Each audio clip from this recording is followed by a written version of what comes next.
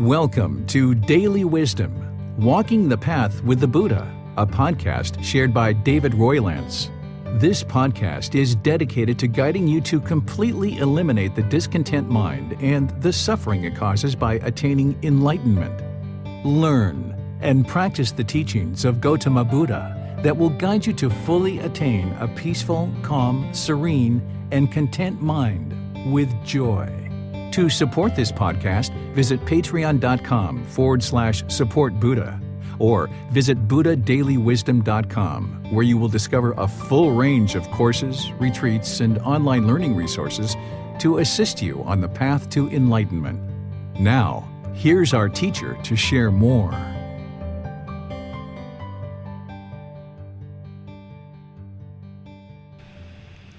Sawadee Kap. Hello and welcome to Daily Wisdom, Walking the Path with the Buddha. Today we're going to be doing Breathing Mindfulness Meditation. This is our second meeting in this restart of the group learning program. And as such, I would like to give you just a brief introduction to Breathing Mindfulness Meditation and help you get started with developing a meditation practice that will help to start training the mind as you progress through the group learning program. Each Wednesday, I'll be providing you guidance on breathing mindfulness meditation, loving kindness meditation, or Buddhist chanting. And we will wrap other teachings into that as well. And then when we get to chapter 11, which is the chapter that's devoted 100% to meditation, we'll be actually taking a very deep dive into meditation itself, covering all the various aspects of developing a meditation practice. But between now and that chapter, which happens on the 11th session that we have, because it's chapter 11, between now and then, I will just be giving you kind of some brief introductions and kind of helping you get started in establishing this meditation practice.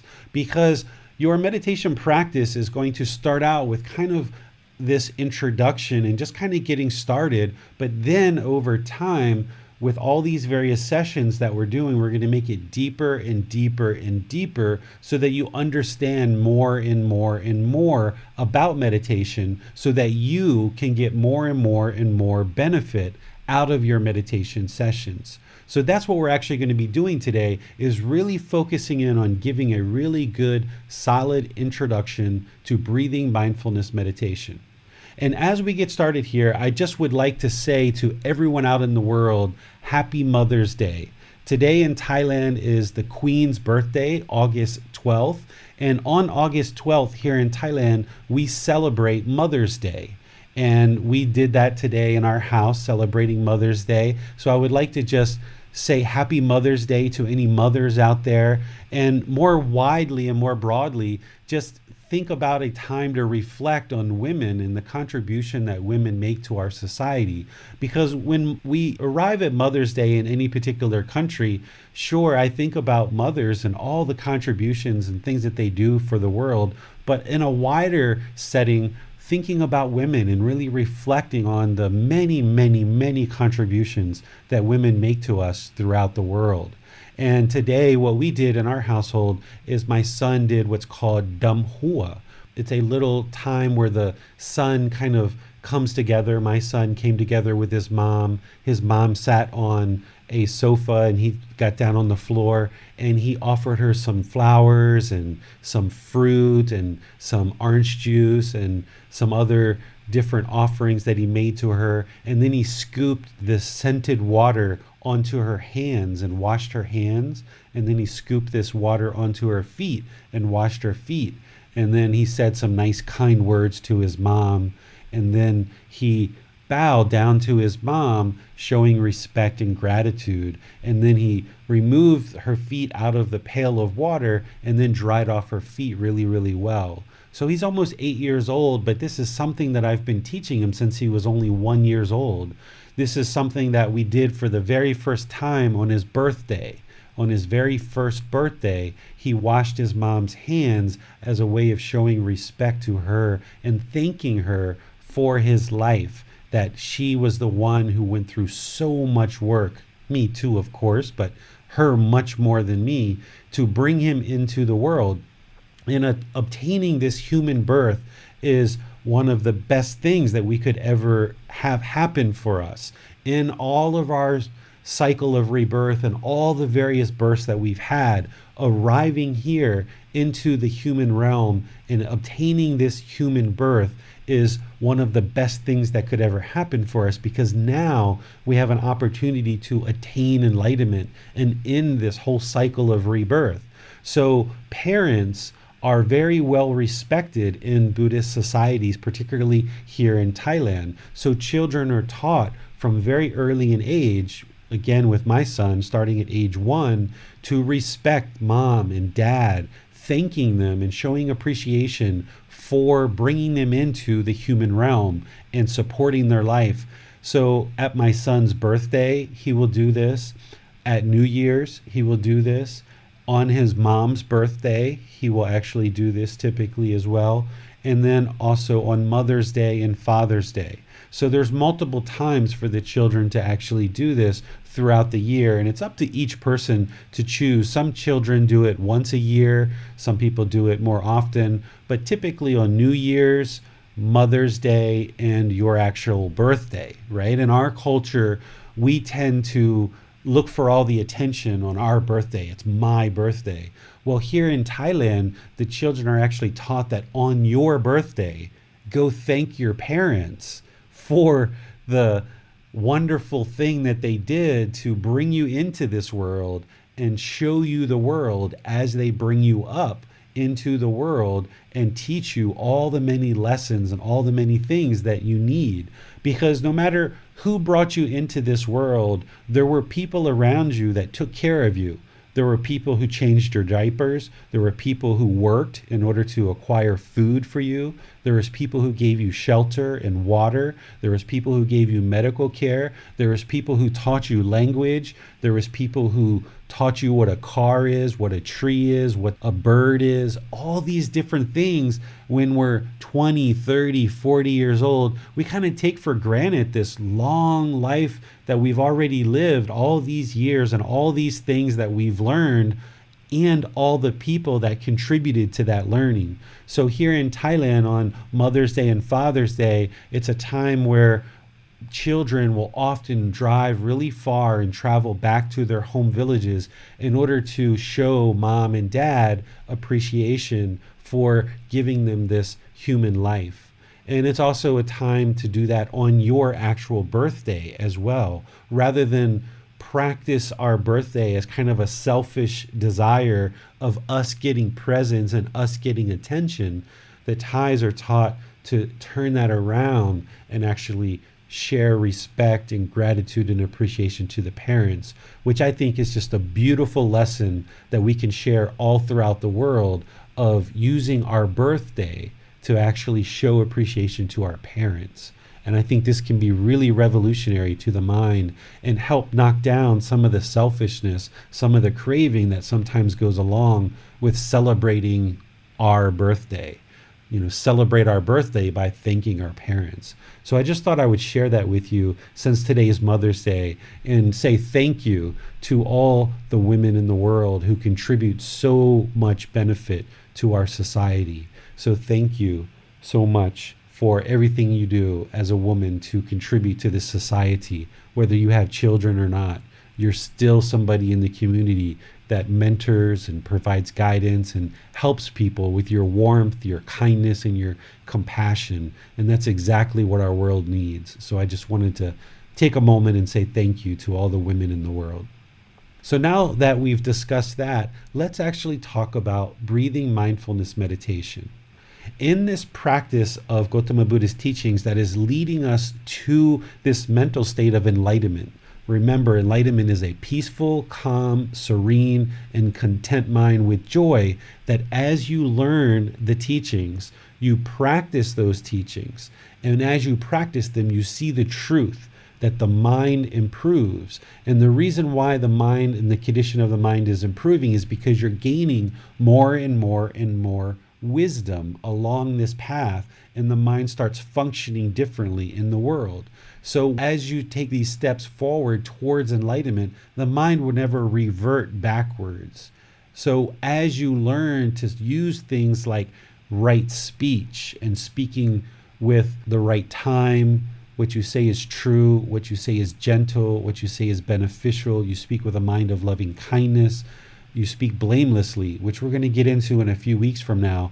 Once you train the mind to do this and you're doing it very well, the mind will never revert back to speaking with ego and hostility and aggressiveness, because the consciousness has evolved. It will never revert back because the mind now has more wisdom, and you've taken the effort to train the mind to actually practice these good, wholesome teachings. Well, one of the important things that we do as part of this practice to train the mind to attain this mental state of enlightenment is breathing mindfulness meditation. This should be a daily practice in everybody's life. You should be doing this at least once a day, perhaps twice a day, and ultimately maybe building up to 3 times a day, depending on what you've got going on in your life. But even if you can just start out with once a day, that's going to be really important for you. And then maybe as you build more and more success, build up to twice a day. Because it's breathing mindfulness meditation that is actually going to be solving the primary problem that Gotama Buddha discovered about the mind. We haven't discussed that primary problem yet. We're going to discuss it when we talk about the Four Noble Truths. So there's this primary problem that Gotama Buddha discovered that is causing all the discontent feelings. So all the sadness, anger, frustration, irritation, annoyance, guilt, shame, fear, boredom, loneliness, shyness, jealousy, resentment, all these discontent feelings that exist in the mind, it comes down to one primary problem. And this particular meditation is one of the antidotes or one of the solutions that Gotama Buddha gave us in order to train the mind to eliminate the discontent feelings.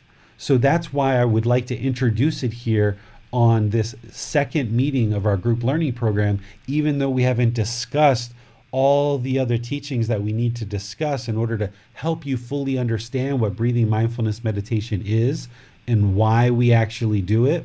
So because we haven't got to that yet, I'm just going to give you kind of a basic introduction to breathing mindfulness meditation, just to help you get started, just to help you kind of establish this practice of breathing mindfulness meditation.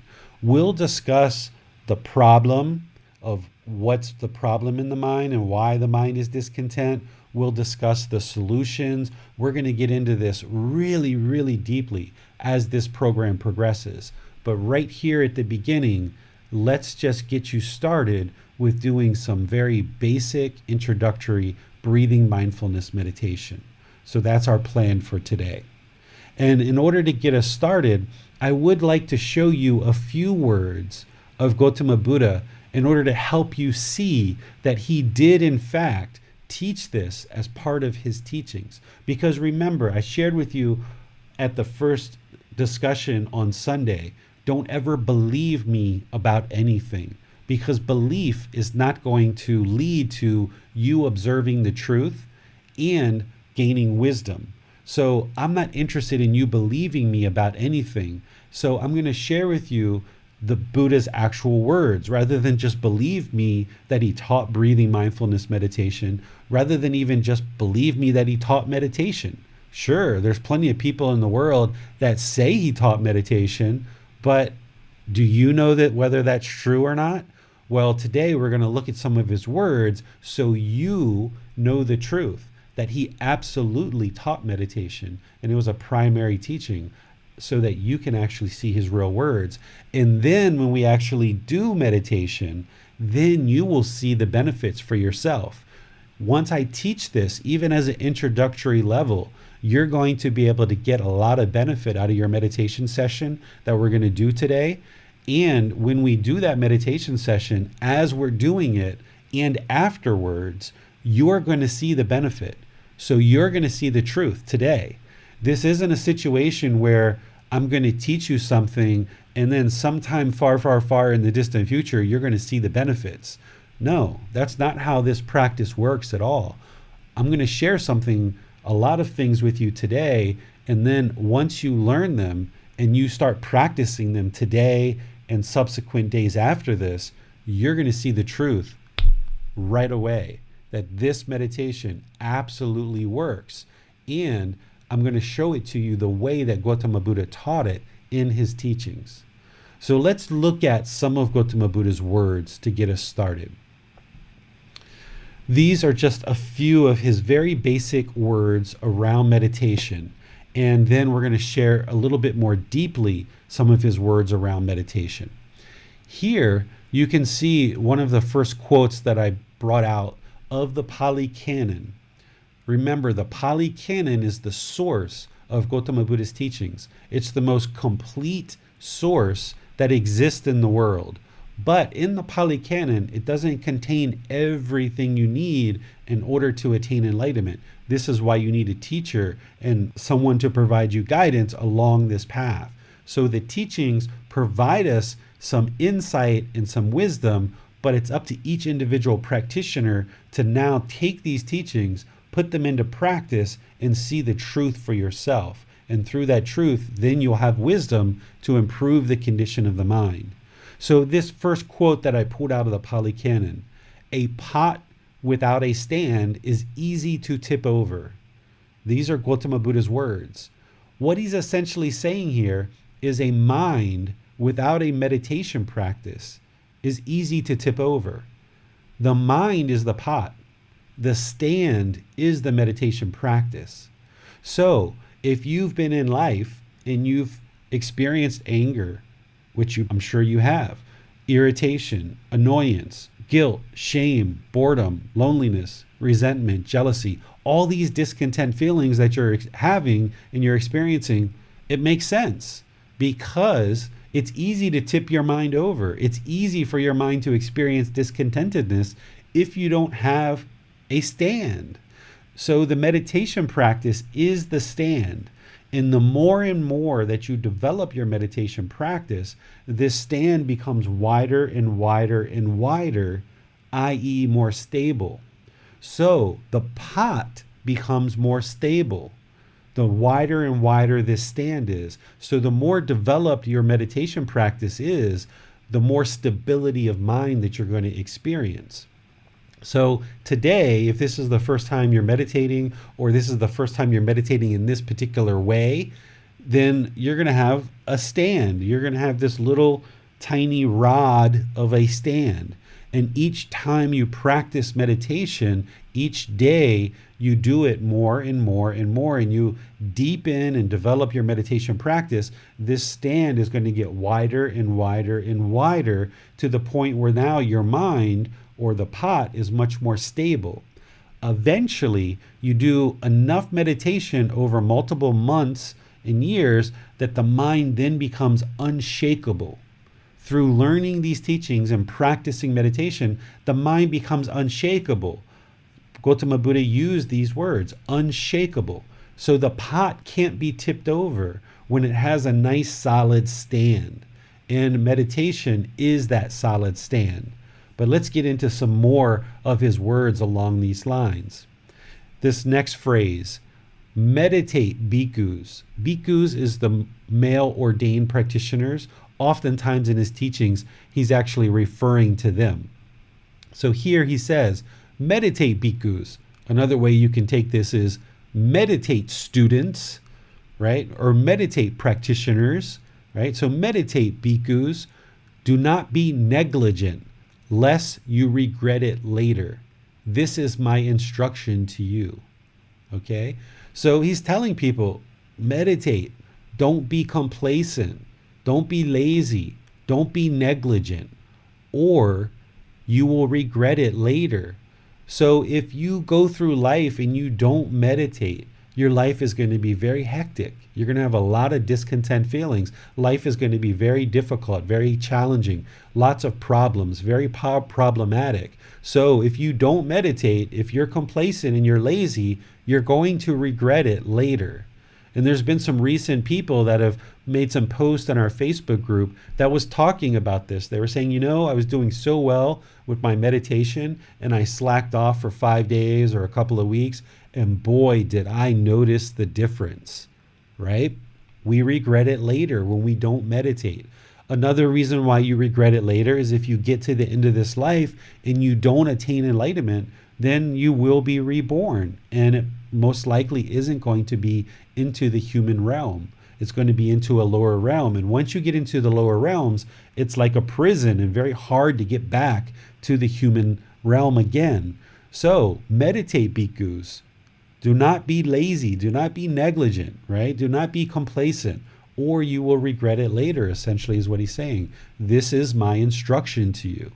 Very short phrase. The Buddha is very well known for this. This is like 2 sentences, all of about maybe 10 or 12 words, but it has so much meaning in it, right? So meditate, students. Do not be negligent, lest you will regret it later. This is my instruction to you. Create a daily, consistent meditation practice, and you will see the benefits for yourself. You will see the truth. And now, let's go to this next one, which is more involved, but it really highlights what we're talking about here with breathing mindfulness meditation, about how the Buddha for sure taught meditation. Here's what he said. Bhikkhus, students, there is one thing that when developed and cultivated leads exclusively to disenchantment, to dispassion, to cessation, to peace, to direct knowledge, to enlightenment, to Nibbana. What is that one thing? Mindfulness of breathing.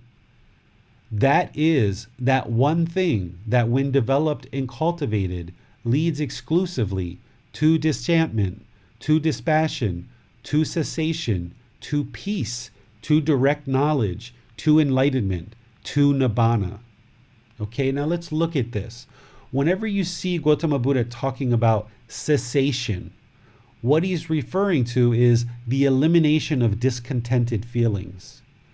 When somebody has cessation, it means that they've eliminated the discontent feelings and they've eliminated the suffering of those feelings that those feelings cause in the mind.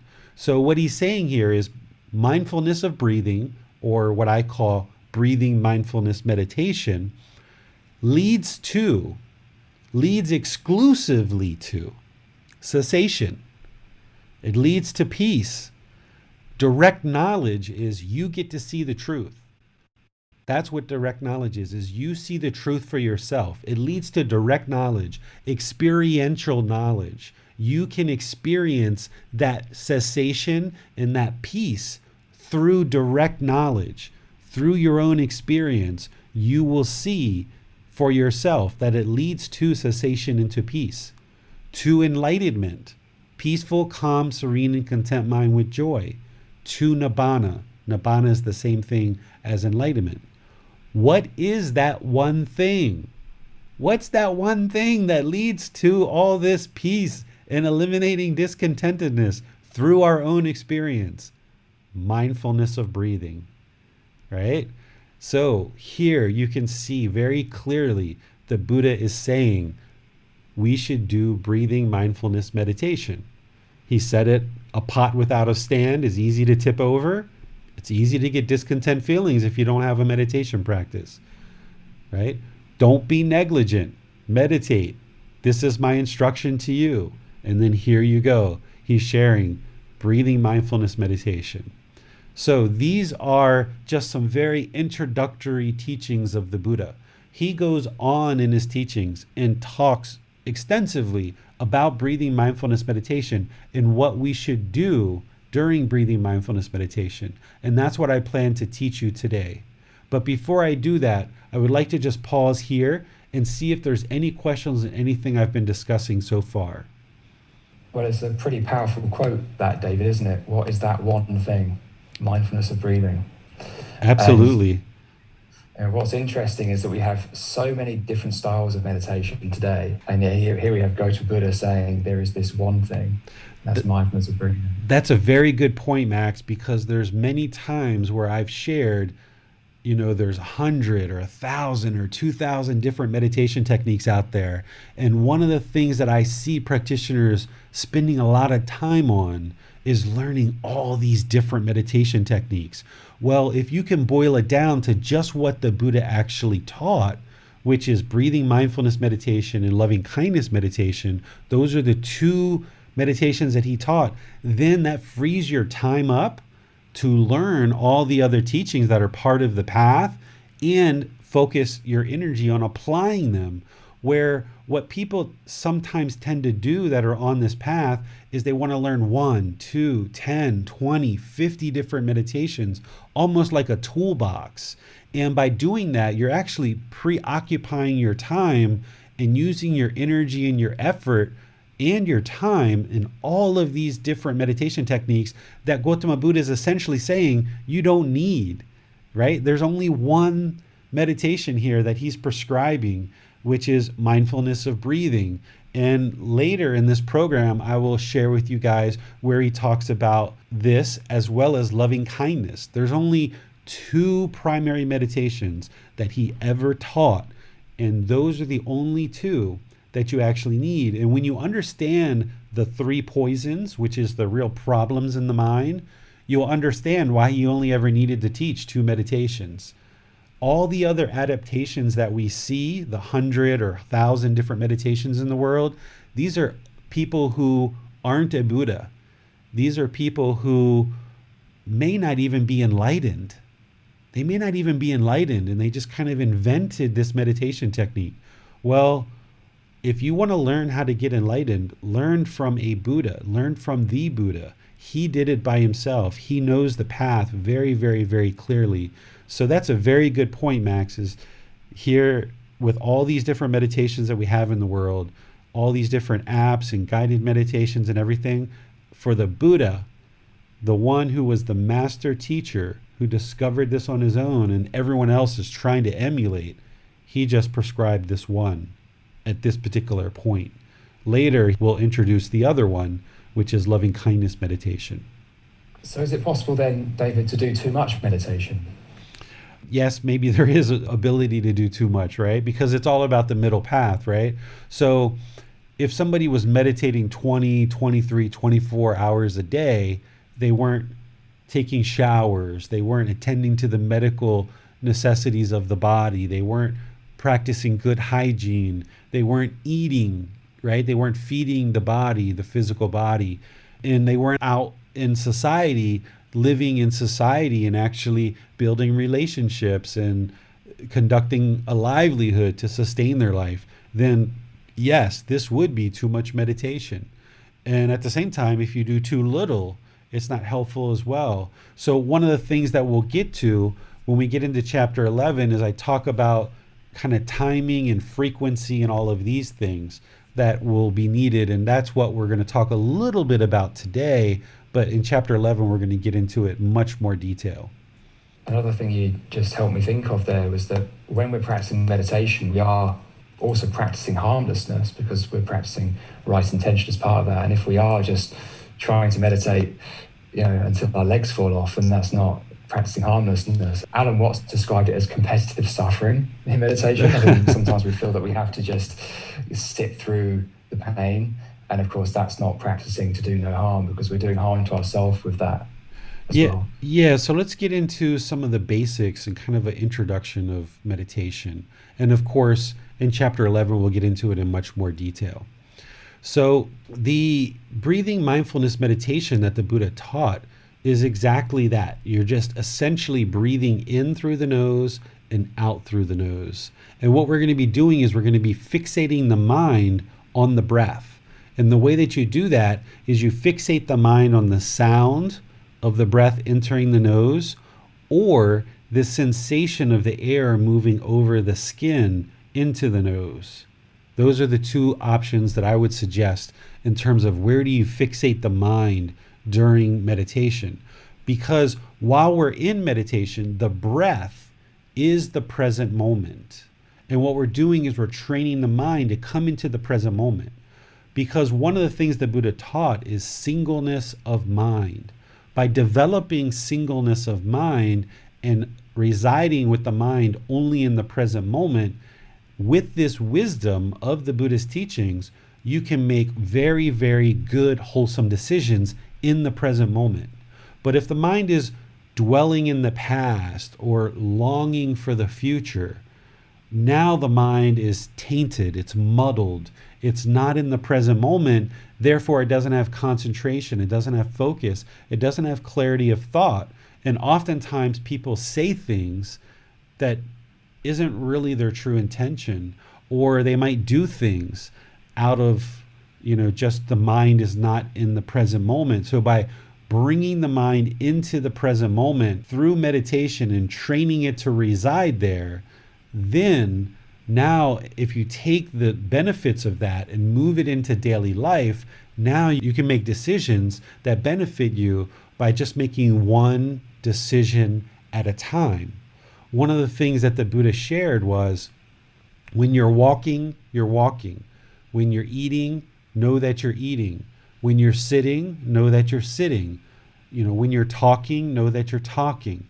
He went on to say, when you're urinating, know that you're urinating. When you're defecating, know that you're defecating, right? And this is where I'm like, wow, this enlightened Buddha, he was so enlightened. He knew 2,500 years ago, we'd be on the toilet with smartphones, or at least maybe you might be. I don't do that. But he knew that, right? No, he didn't know about smartphones, right? But the point is, what you'll notice is that if you focus on just one thing at a time, you'll make much better decisions. And those decisions will be more beneficial in your life. Whereas if you're led to believe that you're supposed to be multitasking, well, the mind actually can't multitask. This is a huge misunderstanding in the world. The mind actually can't multitask. The mind can actually do one thing at a time. This is how you know. There's many ways I could show you, but this is just one way that you'll know. If you're talking to your friend on the phone and you're watching TV and you're also eating a sandwich, when you get off the phone with your friend, you probably feel like, whoa, like I don't even remember the conversation, like I wasn't really engaged. So you're not really engaged in the conversation and taking in and benefiting you and your friend in the conversation. You're not really taking in the TV program, and you're not really enjoying the sandwich either and actually allowing it to nourish your body. When you're done with doing those three things, you're like, whoa, like what did I just do? And you might even have an upset stomach. Your mind might be spinning. Well, the reason why is because you weren't actually doing all three things at one time. What you were doing is you were talking for a few milliseconds or a few seconds. You were looking at the program for a few seconds, and then you were eating your sandwich for a few seconds. You weren't actually doing all three at the same time. So we shouldn't train our mind to attempt to do multitasking. We shouldn't train the mind to cycle and try to do 10, 20, 30, 50 things at one time. What the Buddha is teaching and what you will find most beneficial for your life is to just do one thing at a time.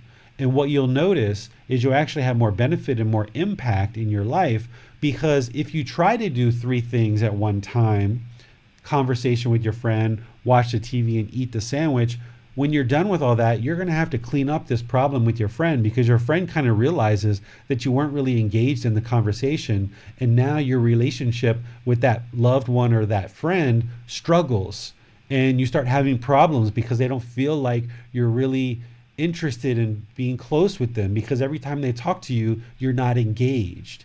And then when you tried to take in this TV program, you didn't really get to learn what it is that you were trying to learn on the TV program. And then when you were taking in the food, it didn't really nourish your body in the best way. And you may end up with a stomach problem, and you may have to take medicine. You may have to go to the store, get medicine because your stomach's hurting. You may have to miss a day of work, right? So these decisions that we make, every decision that we make, whether it's wholesome or unwholesome, has a certain effect or impact on us. And if you try to multitask, and in this situation, now you've got all kinds of things to clean up. And if you did that for 30 minutes or an hour, talking to your friend, watching TV, eating a sandwich, you just wasted a whole hour. And now you've got to spend many more hours with your friend to clean up that problem. You've got to watch the TV program again to really truly get the knowledge that you were looking for. And now you might miss a day of work or have to go to the store and get medicine, and you're going to lay in bed with a stomach ache because you ate your sandwich too fast, right? So we actually create more problems for ourselves by trying to have the mind cycle, and it thinks it's doing all of these things at one time, but it's really not. It's only doing one thing at a time. So since the mind can only physically do one thing at a time, don't ever attempt to make it do more than that, because you're not going to be successful with it. So what breathing mindfulness meditation is doing when you actually practice this is it's training the mind to come into the present moment, have singleness of mind, and it's developing awareness of mind, which we're going to get into when we talk about the Eightfold Path. We're going to talk about awareness of mind. That's what mindfulness means. This word mindfulness is used in lots of different ways in society today, but when we get to the Eightfold Path in chapter 5, we're going to be talking about mindfulness as awareness of mind. Because remember, on this path to enlightenment, we're purifying the mind. We're training the mind to get rid of all these unwholesome qualities and cultivate wholesome qualities, getting to this peaceful, calm, serene, and content mind with joy. Well, if we're going to do that, we have to have awareness of what's in the mind. And it's in meditation that we're gaining this awareness. So in breathing mindfulness meditation, we're training the mind to come to the breath, develop singleness of mind, and as there's thoughts of the past or the future, we're cutting those off, we're letting them go, and we're bringing the mind to the breath to train it to have singleness of mind. And through doing that, now in daily life, we're able to do one thing at a time.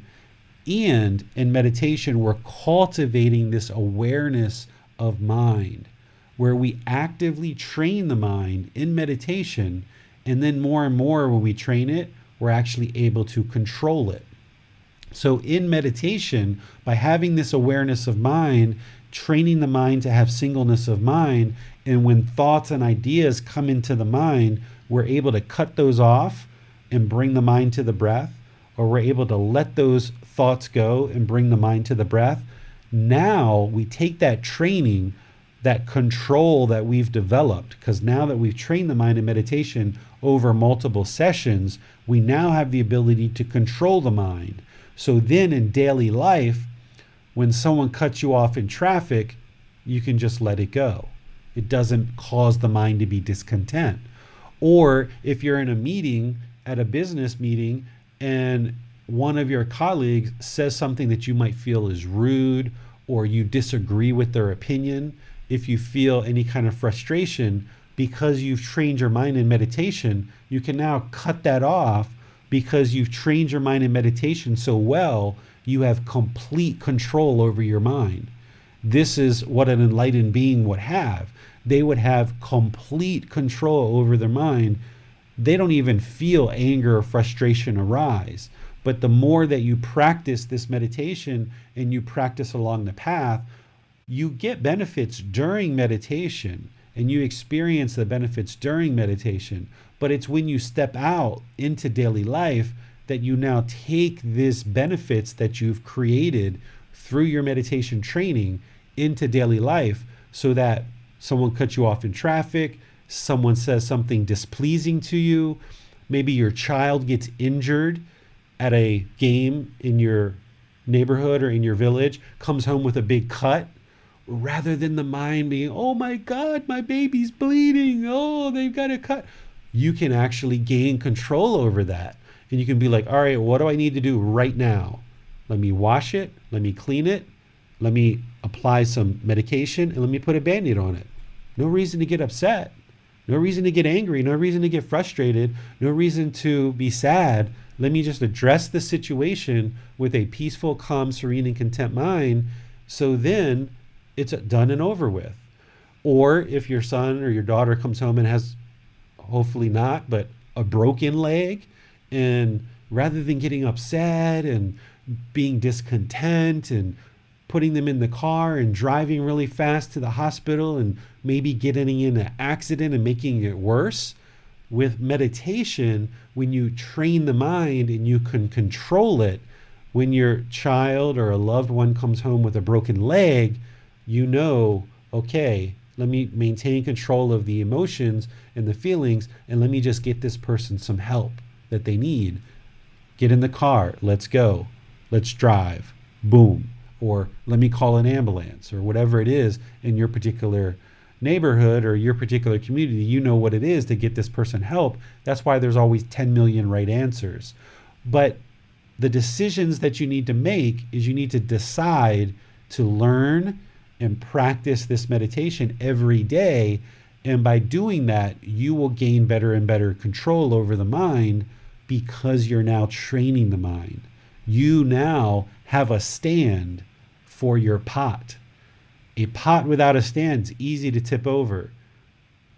Loved one comes home with a cut, you see blood, easy to tip over because you don't have a stand. Or somebody cuts you off in traffic, easy to tip your mind over because you don't have a stand. Somebody in a business meeting says something you disagree with, easy to tip over the pot, easy for you to get frustrated, easy for you to get angry because you don't have a stand to support the mind.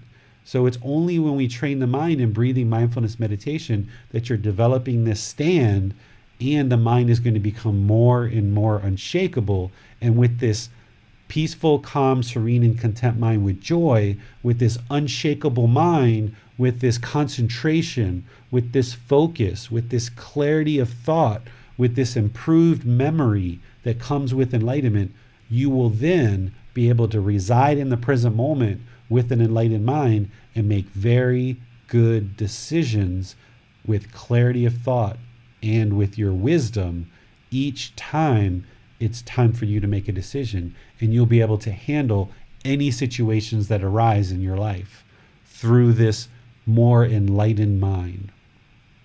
So let me pause here and see what questions we might have. So we have a question from Bill. He asks, when we are struggling with our meditation practice, what is the proper way to respond skillfully? I have a tendency to do negative self-talk, such as, see, you can't be consistent, or why even bother? Do you have any recommendations to counteract those old behaviors? Yeah, so breathing mindfulness meditation is one, to be able to let go of the thoughts, but Bill, loving kindness meditation is really important for you. I used to always have negative self-talk a lot as well. And this is why loving kindness meditation starts with you, and then it expands beyond that. And you might actually want to just have some sessions where you just focus on you. May I be peaceful. May I be well. May I be safe. May I be free of discontentness. And do it again. May I be peaceful. May I be safe. Just repeating for yourself over and over and over and over and over again. And then say all beings at the end. We're going to get to loving kindness meditation next week, but Bill, I know that you already know it. So you can actually be doing loving kindness meditation to cultivate active goodwill without judgment. That's loving kindness. Active goodwill without judgment. What you're doing is you're actually judging yourself. You're judging yourself and you're having expectations of yourself. So you've got to cultivate this active goodwill without judgment. And if you miss a day or two of meditation, then no big deal. Get to it the next time. Oftentimes, where I also think this might come from, and I know your background a little bit, Bill, is we're oftentimes brought up in certain traditions that say if you don't pray every day, you're made to feel guilty or shameful. And this can cause a mind who's been conditioned that way, that if you miss a day or two of meditation, to have that negative self-talk towards yourself. So you've got to let go and realize that meditation practice is impermanent.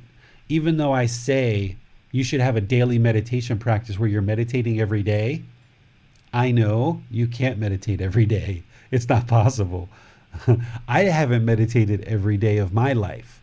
And even now, 2 or 3 days ago, I was like super tired. I was working with the audiobook a lot. I was helping my son. I didn't get too much sleep. And I just decided for that particular day, I wasn't going to meditate.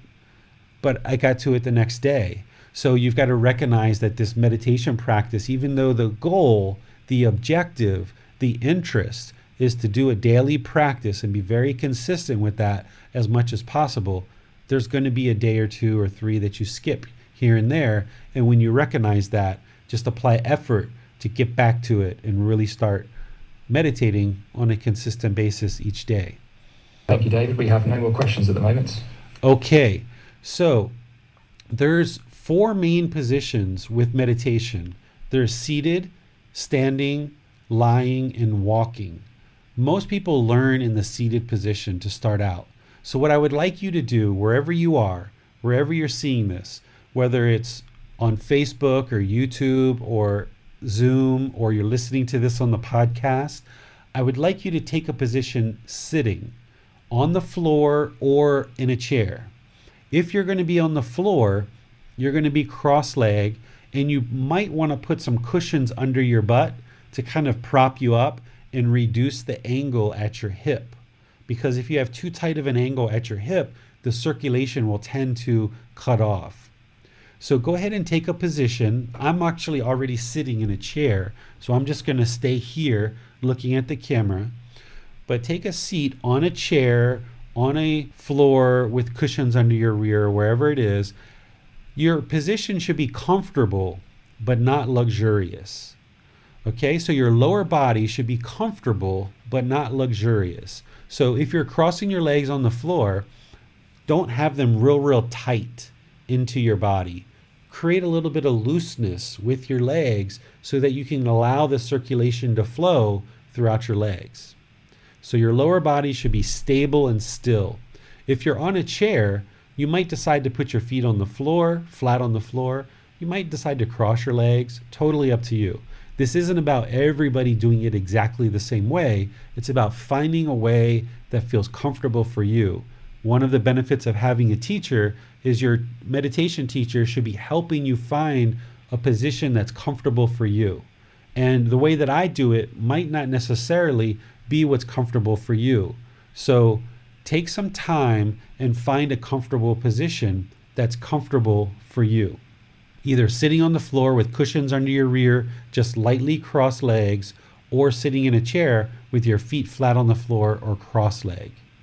Your upper body, it should be erect. You should have your upper body muscles engaged, where you shouldn't be leaning back up against a wall, or you shouldn't also be leaning up against the back of the chair, because in this case, the mind has a tendency to become comfortable and complacent.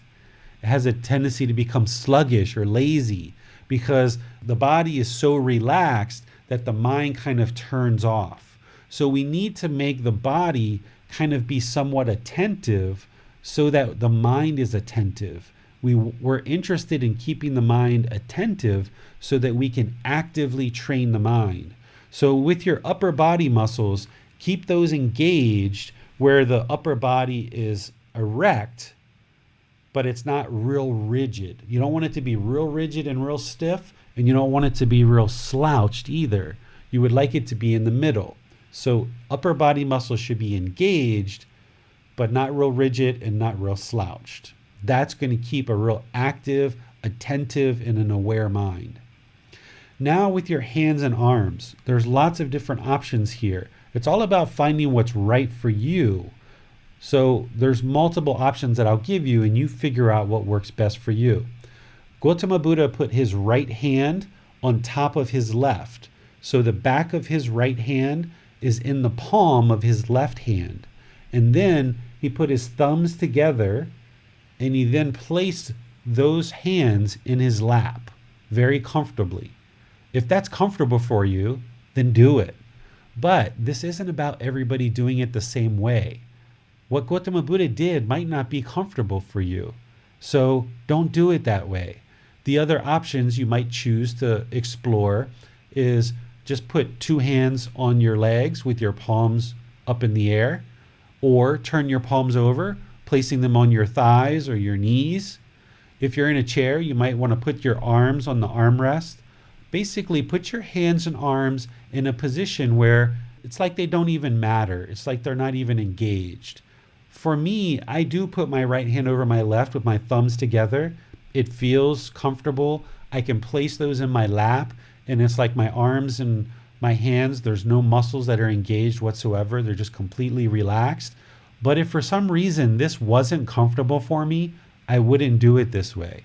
So you find what's comfortable for you, where you're not engaging any muscles in your shoulders, your arms, or your hands, that they can just be plopped down and just relaxed with no muscles engaged. The only engagement of muscles you should have is in the core of your body to keep your spine erect. Okay, and that's going to maintain the active muscles in your upper body, which is going to maintain the activeness of the mind, so it can be attentive and we can actively train it. Now, from this sitting position, whether you're in the chair or on the floor, I would like you to close your eyes and just start breathing in through the nose and out through the nose. Just a nice, steady, natural breath. Everybody's breath's going to be a different pace. So just breathe in a nice, natural breath. Don't try to force your breath. Don't try to control it. Just a nice, natural breath. Breathing in through the nose and out through the nose. Okay? Just sit here for a bit and just focus on developing a nice, natural breath. In through the nose and out through the nose. I would like you to notice the sound of the air coming into the nose, or the sensation of the air moving over the skin into the nose. That's the point where you're going to fix the mind on that sound or on that sensation of the air moving into the nose. That's where you want to fix your mind. Now, as you're in meditation and you're trying to fix the mind on that breath, the mind is going to be interested to go to the past or to the future. Or there's going to be various thoughts and ideas, perceptions that come into the mind. As those happen, just cut them off and bring the mind back to the breath. I'm going to leave you here just focusing on the breath, focusing the mind on the sound of the breath. Wherever you see or feel or experience thoughts, feelings, ideas, perceptions, just cut those off, let them go, and bring the mind to the breath. I'm going to leave you here. I'm going to do a little bit of chanting, and then I'm going to come back with some guidance. So just focus the mind on the breath.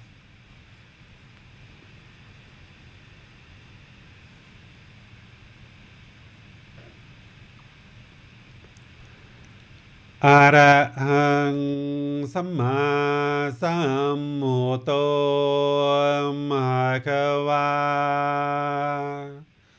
Bhutang Bhagavanang Apivateyami Savakato Bhagavata Tammo Tamang Namasami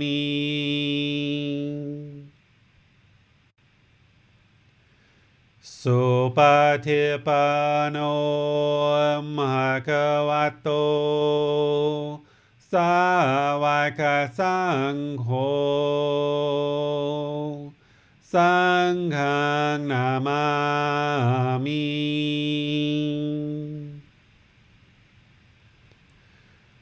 Namo Tassa Bhagavato Arahato Samma Sambuddhassa นะโมตัสสะภะคะวะโตอะระหะโตสัมมาสัมพุทธัสสะนะโมตัสสะภะคะวะโตอะระหะโตสัมมาสัมพุทธัสสะอิติปิโสภะคะวะอะระหังสัมมาสัมพุทโธ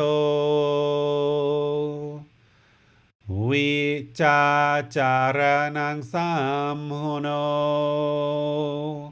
สคาโตโรกาวิตุ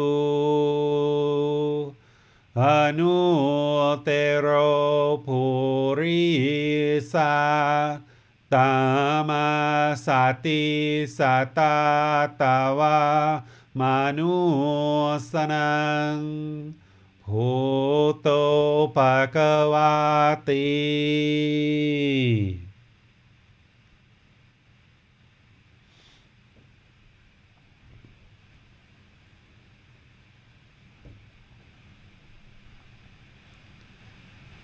Okay, I would like you to just keep focusing on your breath. I'm going to give you a little bit of guidance here just to kind of deepen your meditation. And then I'm going to leave you on your own without any guidance. Because that's the real way that we would like to evolve your meditation practice to the point where you don't need to hear my voice in order to meditate. That you can do this completely on your own. But we're going to build up to that.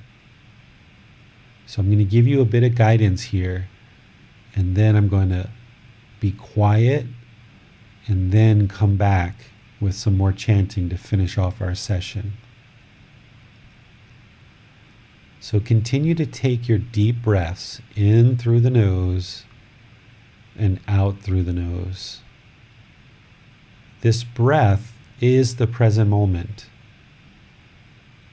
We need to train the mind to fixate on this breath, the present moment.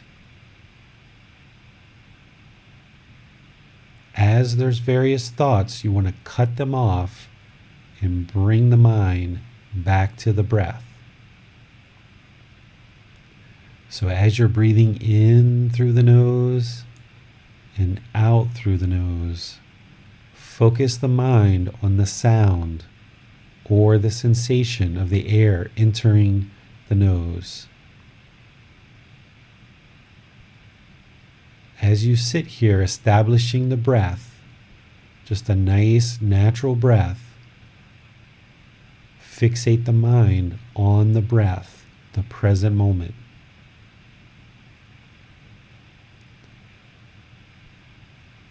Once I leave you without any guidance and you start doing this on your own, the mind's going to want to drift into the past, or it's going to want to wander into the future.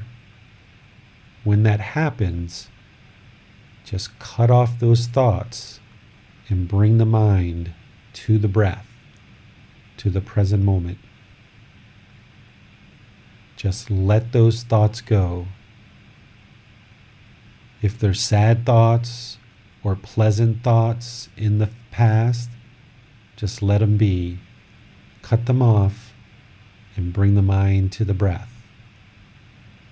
Or if there's something in the future that the mind is longing for, if there's something you're afraid of, or some painful thoughts, or something pleasant that you're anticipating in the future, something that the mind might get excited about, just cut that off.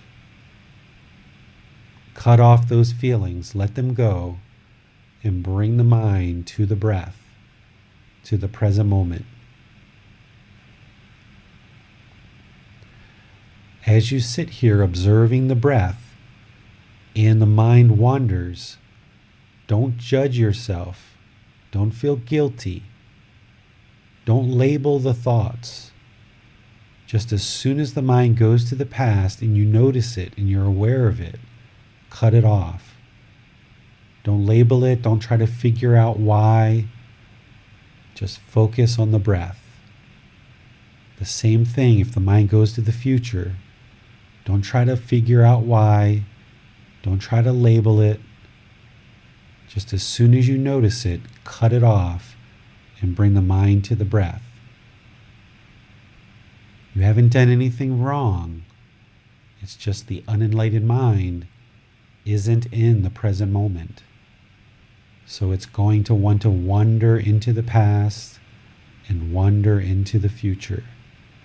But you're going to train it to only be in the present moment, fixated on the breath. So if there's thoughts, ideas, feelings, or perceptions that arise, just let them go, cut them off, and bring the mind to the breath. I'm going to leave you now, just give you some time to really focus on training the mind so that you can see that you can control it. Just cut off the thoughts and bring the mind to the breath. You have nowhere to go. You have nothing to do. No one needs you right now. This is your time. This is your time to train the mind to focus on the breath in the present moment.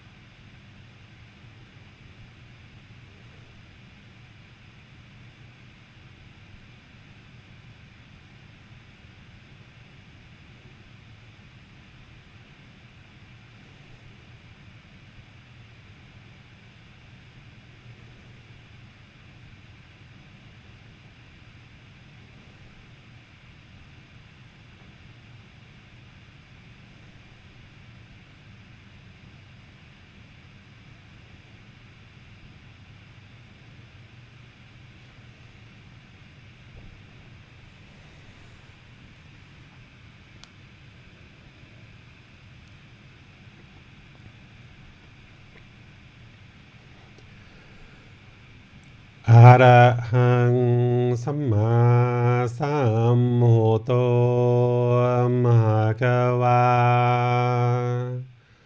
พุทธังมหะวันนังอภิวาเทมิ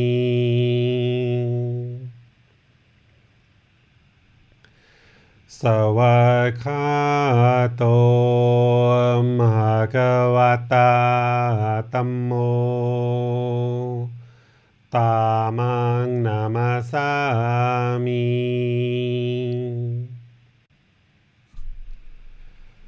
สุปฏิปันโนภะคะวะโตสาวกสังโฆสังฆังนามามิ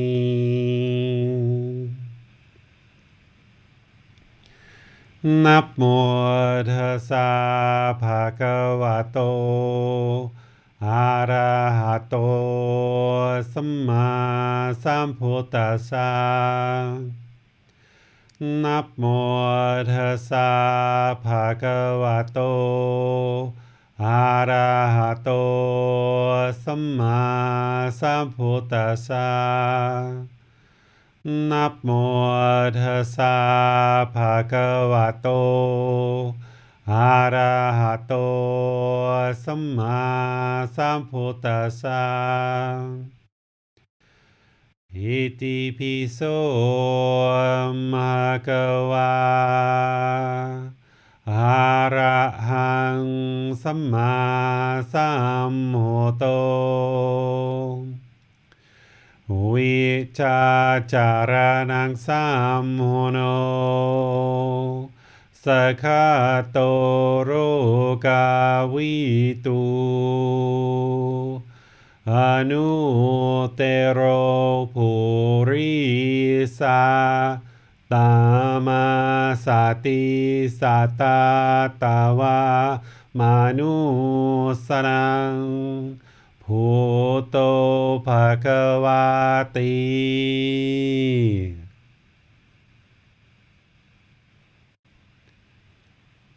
Okay, you guys can go ahead and start coming out of meditation now.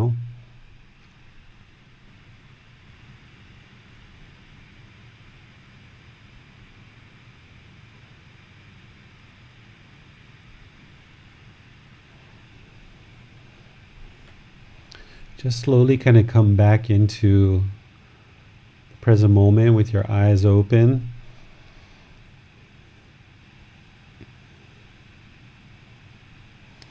Okay, so as you heard there, I did some chanting. We're going to discuss the chanting later in this program. Right now, I'm mainly just kind of giving you guys a really brief introduction to meditation, just kind of gradually progressing you in this path toward enlightenment. So just giving you a real brief introduction to meditation.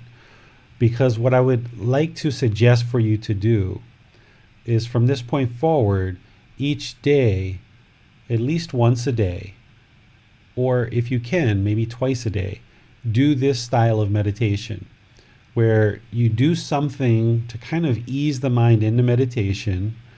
Once you're in meditation, as the past or the future or various thoughts and ideas and feelings arise, just cut them off. Let them go. Bring the focus of the mind to the breath. The breath's the present moment. This will help you develop singleness of mind. Do this each day. And there's really no exact amount of time that you should potentially do this for. If you do it for 5 minutes and that's what you feel's good for right now, then do it for 5 minutes. If you feel like you can go longer, like maybe 15, 20, 30 minutes, then great. Do a little bit longer. If you can get beyond 30 minutes, great. Just keep going, because the benefits of meditation are cumulative, right? I would never suggest somebody to always do 30 minutes or always do 10 minutes or always do 1 hour, because this is the mind craving permanence. But just ease the mind into meditation, focus on the breath, center the mind, just become aware of the breath as the breath is the present moment, and then meditate, cutting the thoughts, letting them go, bringing the mind to the breath. And then when you feel like you're done, just finish. Later, if you would like to add chanting, we're going to discuss that in a future class.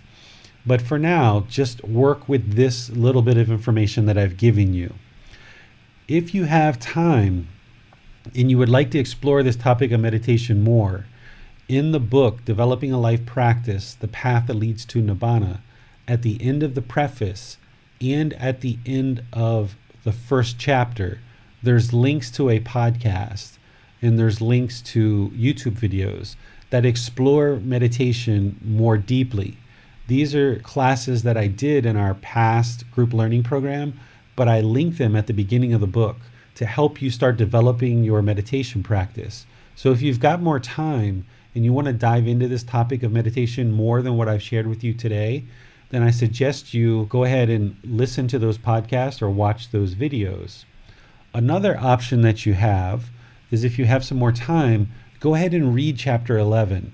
Even though we're not covering that yet in our Sunday talks, I suggest in the preface that if somebody would like to skip ahead and kind of read chapter 11 and listen to the talks that are linked at the end of chapter 11, you might decide to do that now, very early in this program, so that you can more readily develop your meditation practice. Because the more you develop your meditation practice, the wider and wider that stand is going to be.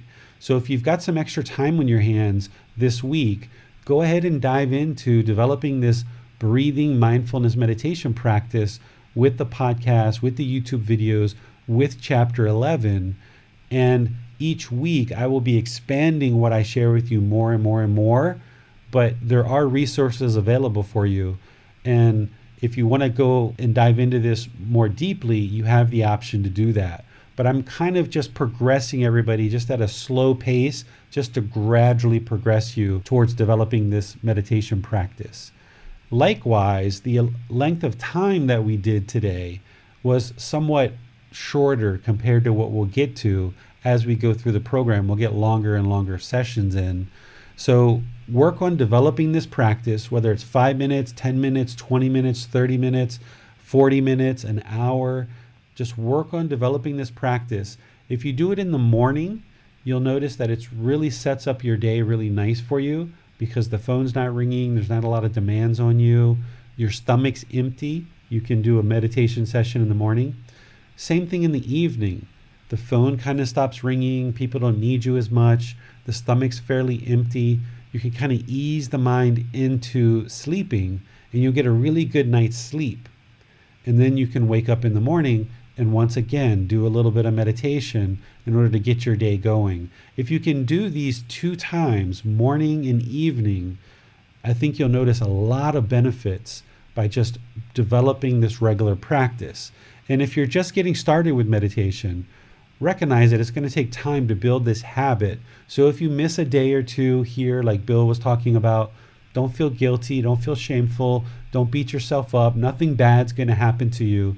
Just don't be negligent, don't be complacent, don't be lazy. Really dedicate your time to building up this practice. And if you're currently meditating, even before this program, if you're using music or apps or guided meditations or things like this, what I encourage you to do is set those things to the side for now. Just set them to the side. They're there for you. You can always come back to them at another time. But if you can develop this practice that I'm sharing with you, where it's only the mind focused on the breath, cutting the thoughts, eliminating the thoughts, bringing the mind to the breath. Don't even set an alarm for how long you should meditate. Don't even set an alarm. Just ease the mind into meditation, focus on the breath, cut the thoughts, eliminate the thoughts, let them go.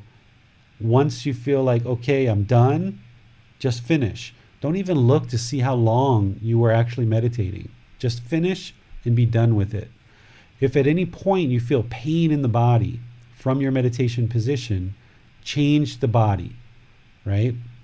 Because If your mind is sitting in meditation and all you feel is pain, pain, pain, pain, pain, it's going to be hard for you to train the mind. It's going to be hard for you to cut that off.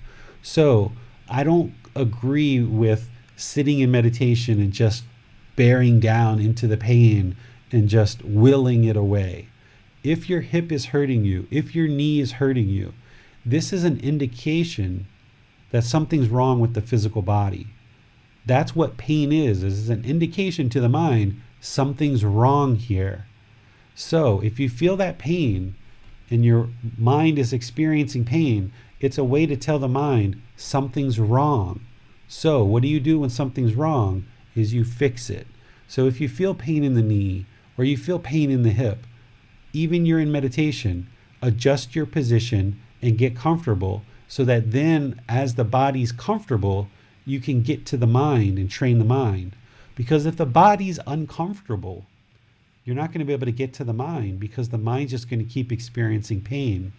I call this that in order to train the boss, which is the mind, you've got to go through the employee. So you got to make the employee comfortable in order to get to the boss.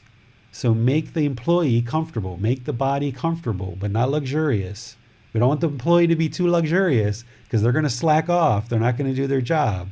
So make the employee comfortable, but not luxurious.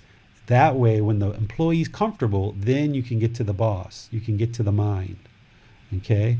So anytime you feel pain, just take appropriate action to remedy the pain so that you can then continue to train the mind. So what questions do you guys have on what we did today? So on the topic of pain during meditation, we had a comment from Joy. She says, my back hurts if I don't lean back against something and then I can't focus. So any advice for Joy? Yeah, Joy, if you want to lean back just a little bit, since you're just getting started, if you need to lean back a little bit, like the small of your back or just, kind of lightly touching the back of a chair or the back of the wall, that's fine. You got to build up the strength in the muscles to feel comfortable in a sitting position. So that can be one option for you, is just give a little bit of leaning back, but still keep the upper body muscles engaged so that it keeps the mind active. That's one option. The second option is you can do lying position. If your body can't even lean up against something and there's still pain, then look in chapter 11. There's a lying position where you can lay down, and there's also a standing position. By changing position, sometimes you can get more comfortable and maybe come back to seated position another time when the body's less painful. And I've had to do this at different times in my practice where my back wasn't feeling so good and sitting position wasn't working. I would just lay for 5, 6, 10 sessions and then come back to seated or stand. Or there's also walking as well, but we haven't gotten into that. So I would suggest either leaning back against something just a little bit to give your body a little bit of a rest and a little bit of a support, but still keep the upper body muscles engaged, or switch to lying or standing, both of which are shared with pictures in chapter 11 of the book. You'll be able to see it there. We have a question from Deborah. She says, David, I find it very hard to concentrate. How can I overcome this? Keep meditating. The reason why you're having trouble concentrating is because you just haven't trained the mind enough. I tell you, the first 3, 5, 8, 10 years, I wasn't meditating properly. I didn't have a guidance. I didn't have any help to teach me how to meditate. I was doing it all wrong. And my mind was just all over the place all the time, very muddled. It was almost like I hit a brick wall. So not that you're going to take you 3, 5, 10 years, right? But it's normal. An unenlightened mind is going to be fairly muddled. There's going to be a lack of concentration, a lack of focus. That's the whole reason why you're doing this. So just wherever you notice it, where if your mind goes into the past and you've been meditating for 5 or 10 minutes and you're like, oh my goodness, my mind has been wandering and I just realized it. Wherever you realize it, just cut it off and bring it to the breath.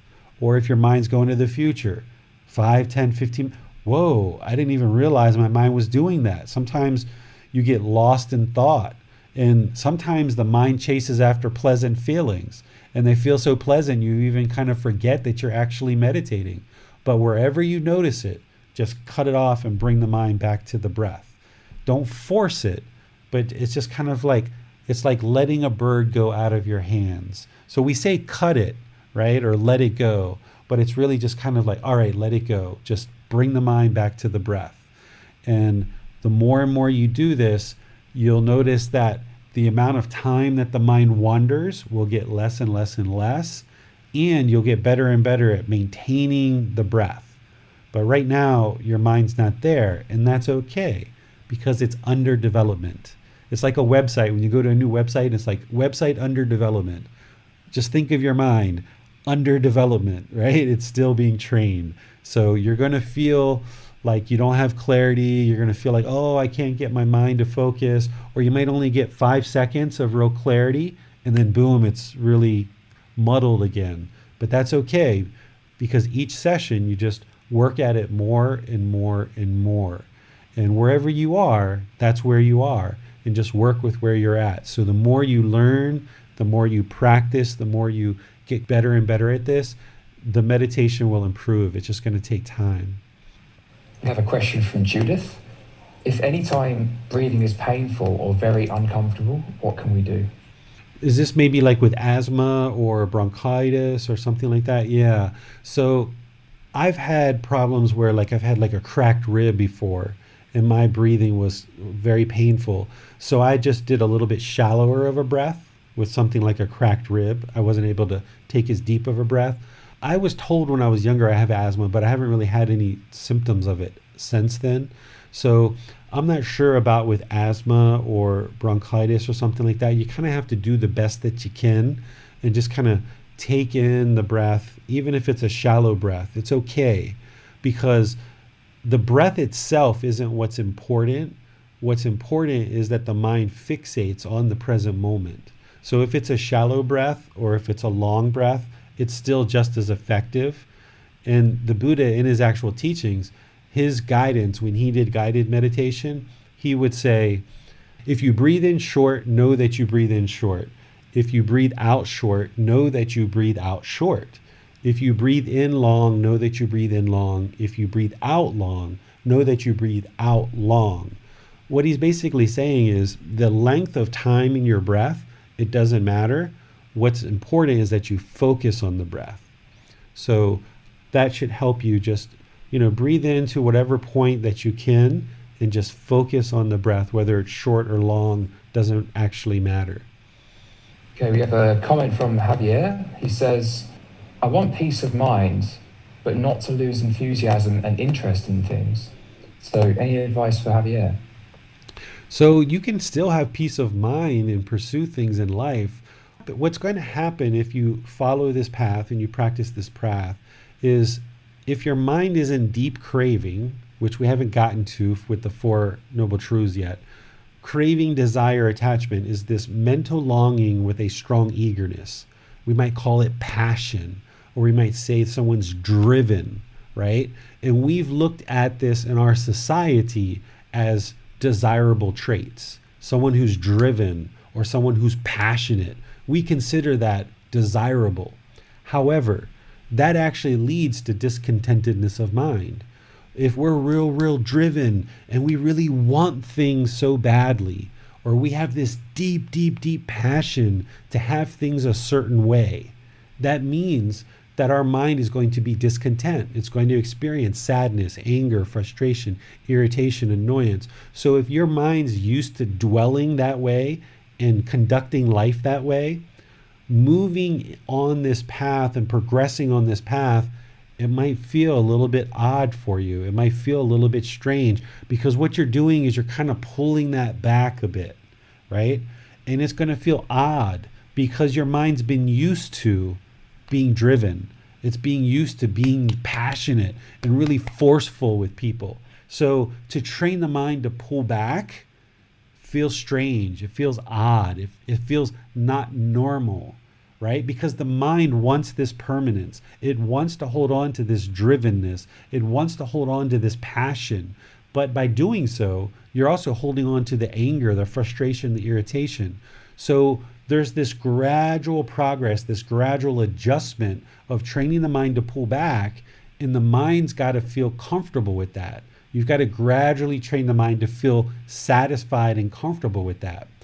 What you'll notice is by pulling back that passion and pulling back that drivenness, your mind will be able to reside peaceful, calm, serene, and content with joy, with this singleness of mind, and you'll actually be more successful in pursuing goals, objectives, and your interests, because now you can do it with wisdom without all this negative hostility, this anger, this aggression, this frustration. You can actually be much more successful, but it's going to be a change for you. Your mind is going to feel like it doesn't like it because the mind likes this driven passion. So you've got to kind of do this slowly where you draw the mind back, bring it into the middle, and it's going to feel odd because your mind isn't used to operating this way. It's used to working with all this drivenness and all this passion. So as you ease the mind into this middle way, this way that the Buddha teaches, it's going to feel somewhat strange and odd.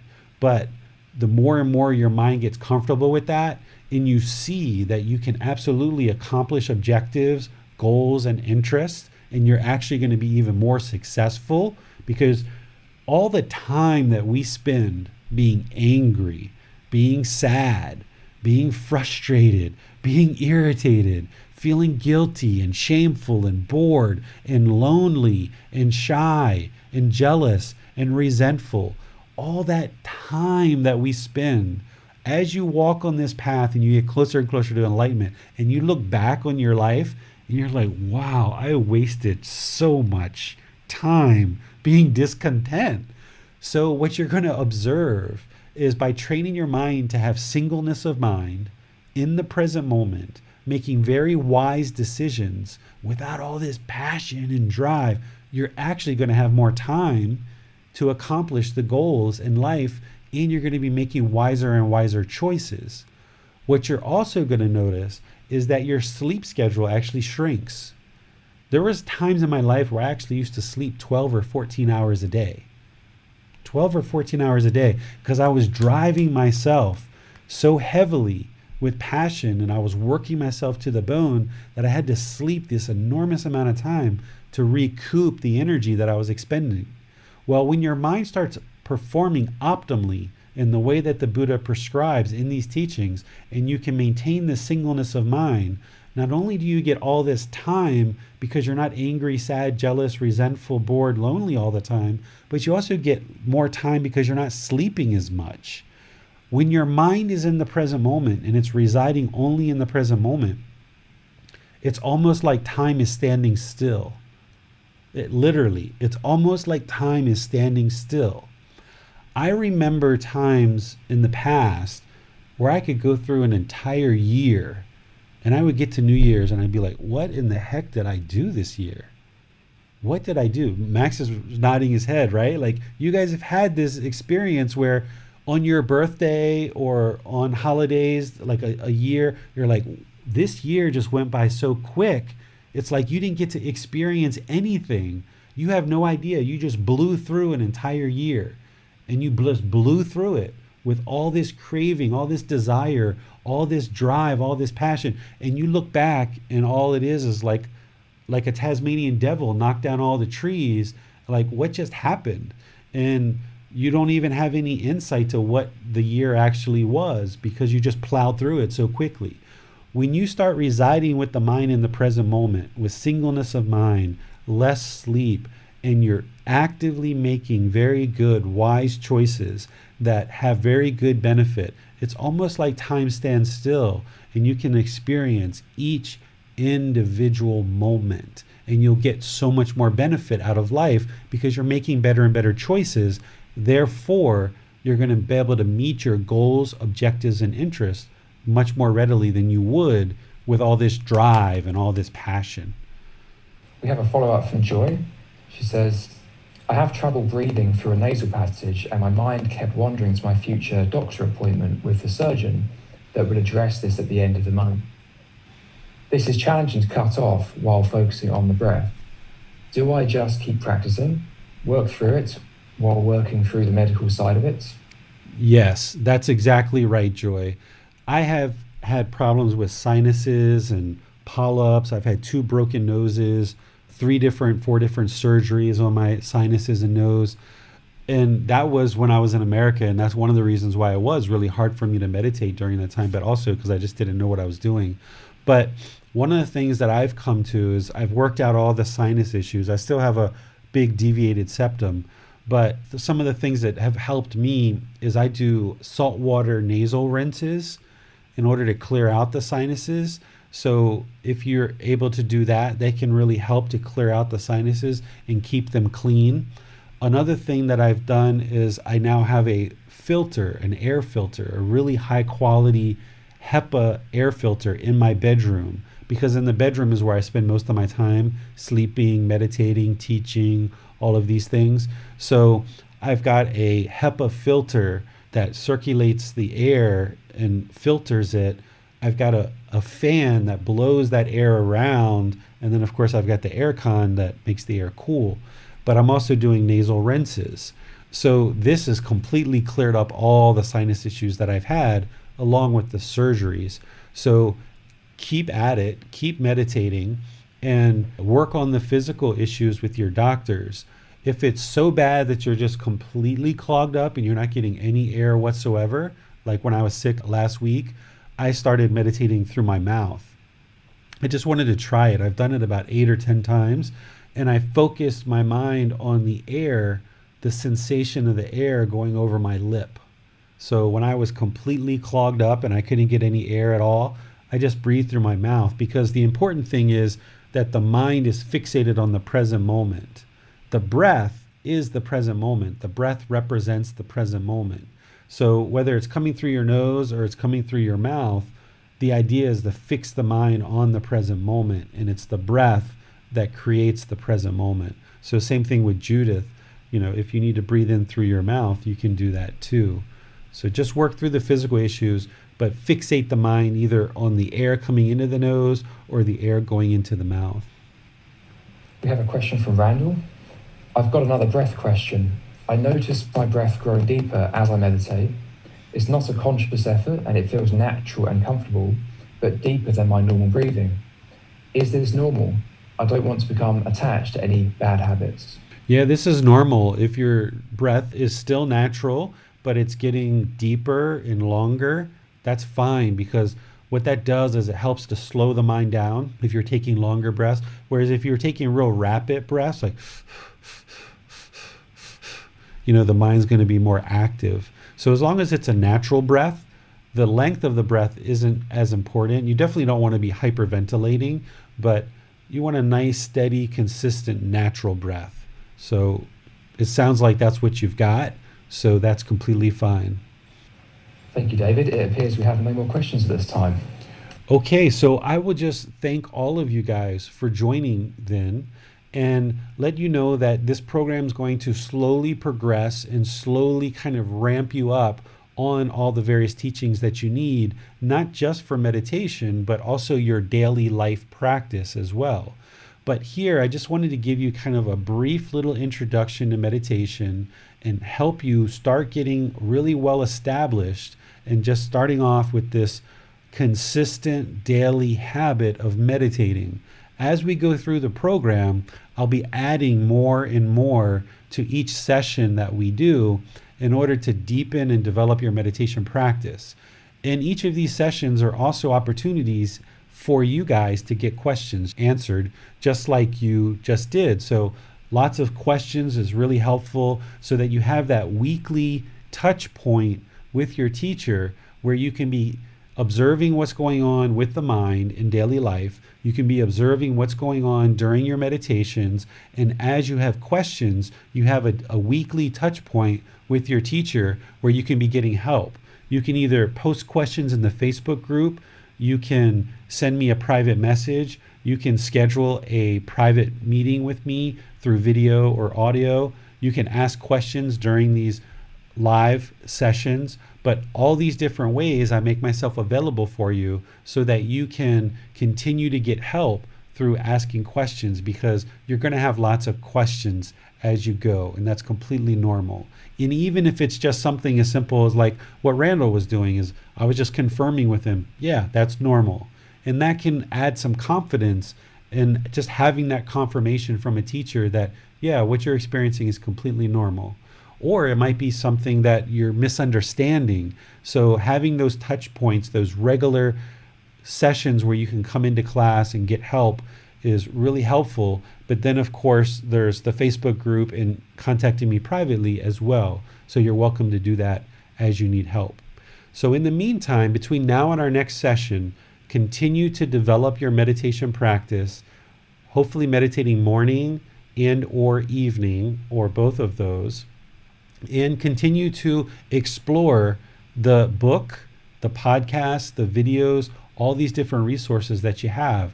The more that you learn and observe and reflect on these teachings, how they actually work, the more the mind's going to awaken. It's a slow, gradual process.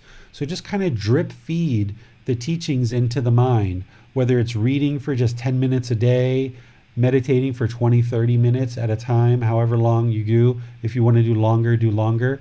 But in actuality, if you just dedicated 1 hour a day to the combination of reading and meditating, you would be really well off.